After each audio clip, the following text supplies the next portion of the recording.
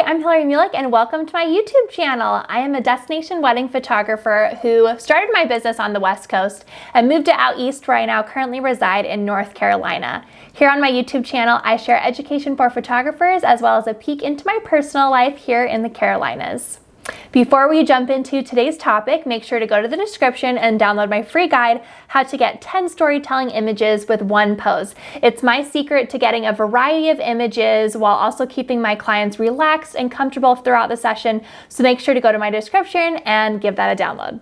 Recently on my Instagram, I asked my followers what was something that they struggled with right now in their wedding photography business. And a lot of them said they struggled with booking. So today I've compiled 3 tips to helping you book more weddings in this wedding season. My first tip is include more information in your response email. My response emails are structured into 4 different parts. So the first part is after I receive an inquiry, the first part of my response email is 2 personal sentences to help me connect with them. So in my form, my contact form that my inquiries fill out, they usually tell me a little bit about themselves, what they like to do together, and I will talk about that in those first 2 sentences. So for example, if they say they really like to watch Netflix and they like walking their dog, I'll tell them something along the lines of, oh, I love walking my dog too. It's just such a fun way to spend time together, and that's awesome that you guys like to do that too. So I just use those first 1 or 2 sentences just to create some sort of a personal connection to make the email a little bit more personal to them, rather than just saying, thank you for your inquiry, which you definitely don't want to do. The next thing you want to do in your response email after you've written out those 1 or 2 personalized sentences is you want to attach some full wedding galleries for them to look at. I think it's really important for people who are inquiring with you to see what it actually is that you deliver to your clients, because a lot of your Instagram and your website is going to be the best of the best, detail work or portrait work, but you want them to be able to see a full story beginning to end on what a full wedding gallery looks like. So pick your 3 best wedding galleries, maybe pick 2 or 3 different ones. So one could be more of an industrial setting, like in a downtown venue. One could be more of a farm venue. One could be more of a garden, just so that they can see what it is you delivered to your clients, what the full galleries look like. The next thing I want you to do in your response email after you show them your full wedding galleries of clients that you've shot in the past is I want you to attach your photography information page. Now, I've talked about this in previous YouTube videos. You don't want it to be a PDF because PDFs are old school, they're not mobile friendly, they're hard to download. Just don't do it. You want all of your package and wedding photography information to be on a website page that is mobile friendly, that you can send them a link to and they can look at it easily on their phones, because let's face it, most of our clients are finding us on social media on their phones, and that's what they're going to be looking at when they get your response email.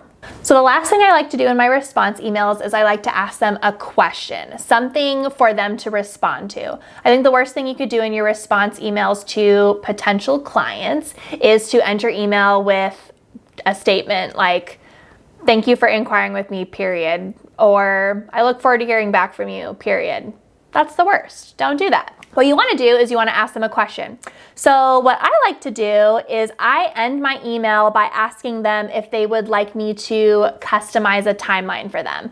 I say something along the lines of, I know it's really hard to figure out how much photography coverage you actually need, so if you could let me know what time your ceremony is going to start and end and what time your reception is going to start and end, I could put together a just tentative timeline for you. Would you be interested in that? ? And then I end my email like that.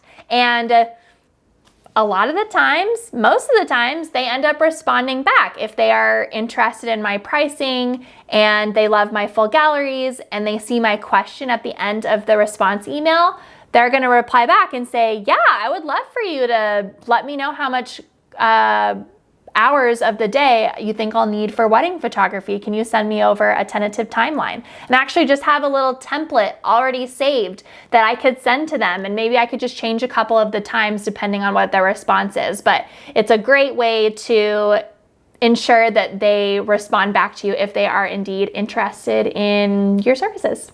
I also want to add that by adding all of this information into your response email, the personalized touch at the beginning, the full galleries that they could look at, your pricing page, and then asking them a question at the end. By doing all of these things in your response email, you're actually limiting that back and forth time with them, which you actually want. You don't want to make it harder for them to book with you because they have to email you a million times to ask them questions.